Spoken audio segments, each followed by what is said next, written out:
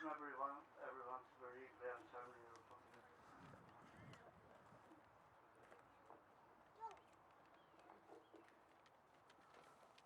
Public Nair, the provisional government of the Irish Republic to the people of Ireland.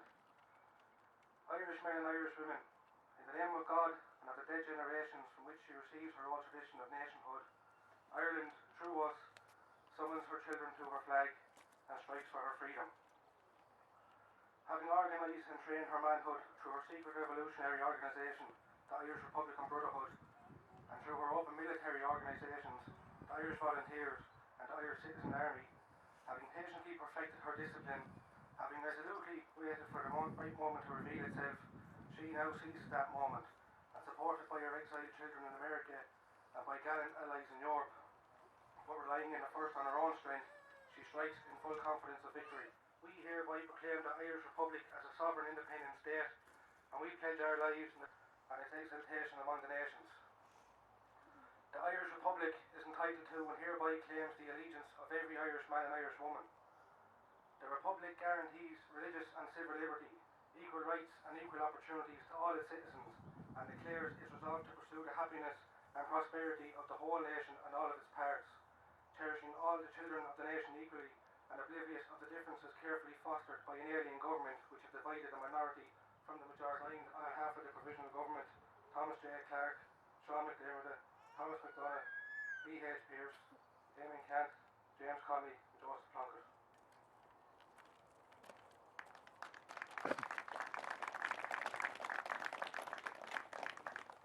Thanks, John. Lauren will now read her prize-winning poem.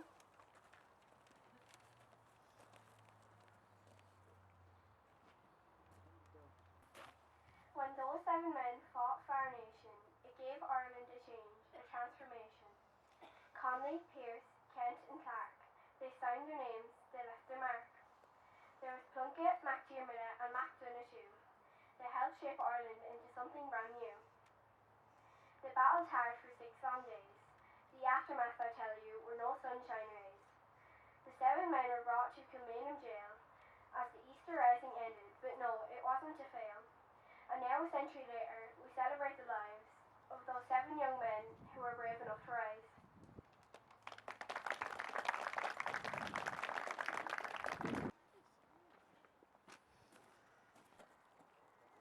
Ladies and gentlemen, you're all welcome here today. I must thank the committee for organising this combat event, James Quirk, Seamus Rafter and the other members. It is the Republican Day, 100th anniversary of the rebellion, started on the 24th of the 4th, 1916. The story of 1916 has been very well recorded, so I'll mention some individuals that were involved. We're standing at the graveside of the Keegan family here, Irish Street in Scotland. The second grave directly behind is that of the late George Keegan, a noted patriot. He was one of the Irelanders in 1848 and later connected with the movement in 1867. He was a close friend of Michael Hughock, founder of the GAA. He first met Michael Hughock when teaching at the CBS Island Road in the Scotty. George was the main representative at the first meeting of the GAA in the Hazes Hotel in Torres in 1884. George died in 1895. His younger brother Tom Keegan is also buried in the same plot. He died in 1932. Tom played a major part before, during and after 16. A major in Scotty. Also his daughter Theresa Keegan, a famous Cumbernauld person, is also buried there, right behind.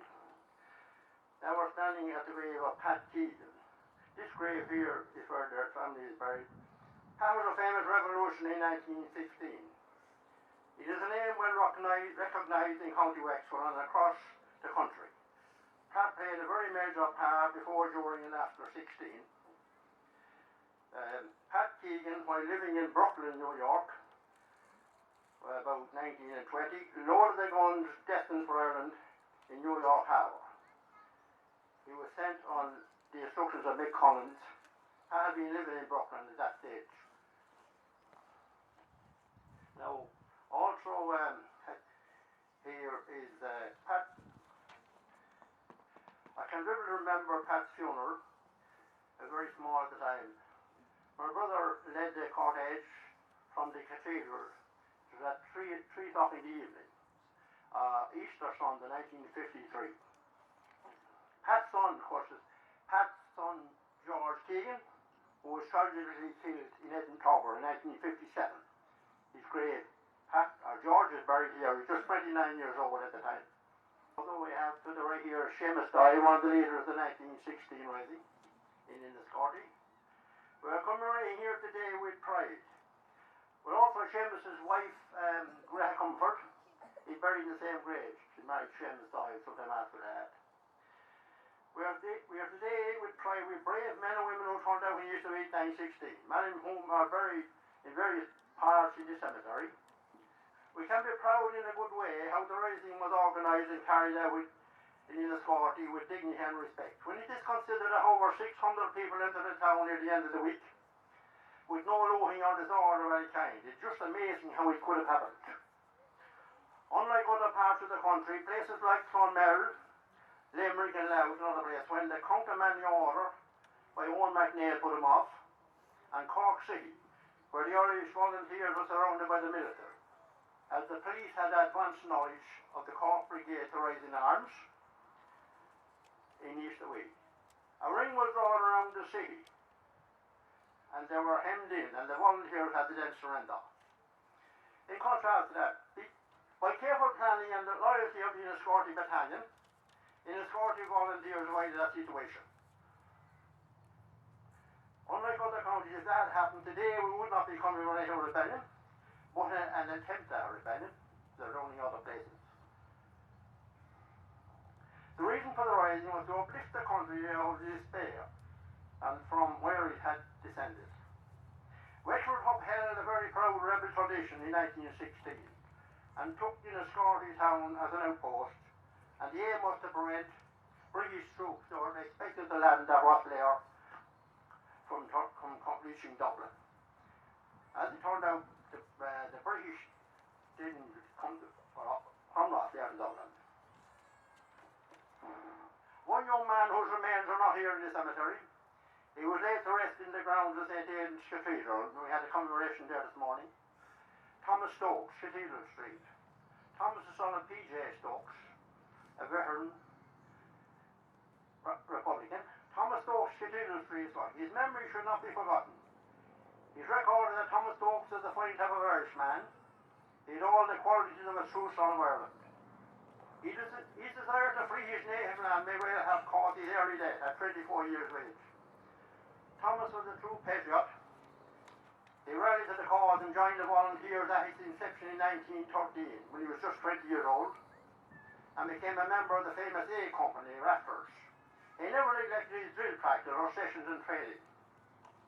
He later came out with his comrades in Easter week for the rising, and after the surrender he was arrested, and like his comrades, he was brought to Richmond Barracks in Dublin. And after some time he was brought to North Wall, put on a cattle boat and taken to Stafford Jail and later to Frongog in Wales. When word reached him that his mother wasn't well and was dying, he tried to get home. But after some haggling there, he was released eventually. When he arrived home, his mother was dead and the funeral was all over.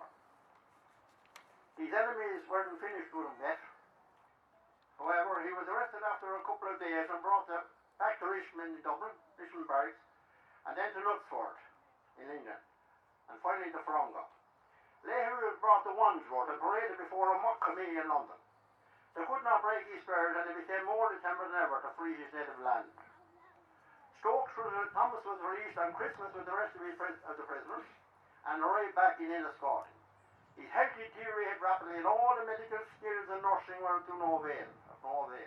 He passed away on the 29th of September 1917. Thomas had a powerful voice. He sang the song at the big parade in the Barley Field when County Pierce addressed the volunteers, short time before the rising. He was a member of both the Enniscorthy Musical Society and the St. Aidan's Cathedral Choir.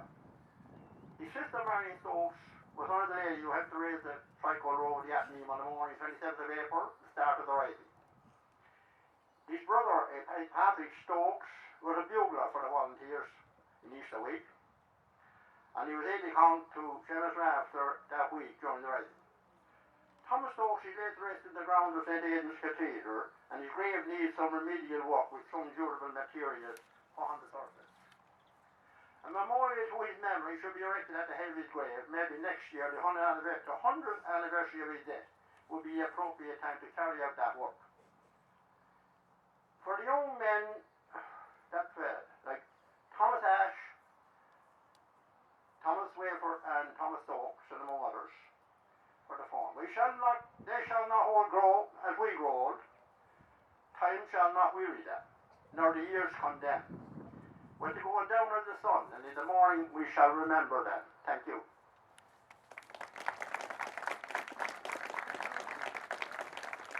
Please.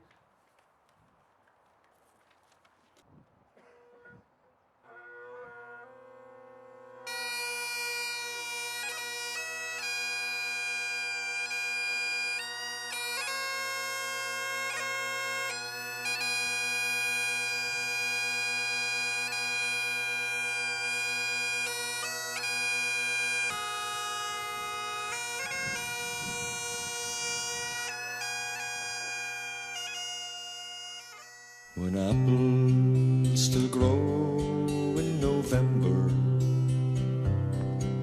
when blossoms still bloom on each tree, when leaves are still green in December, it's then that your land will be free.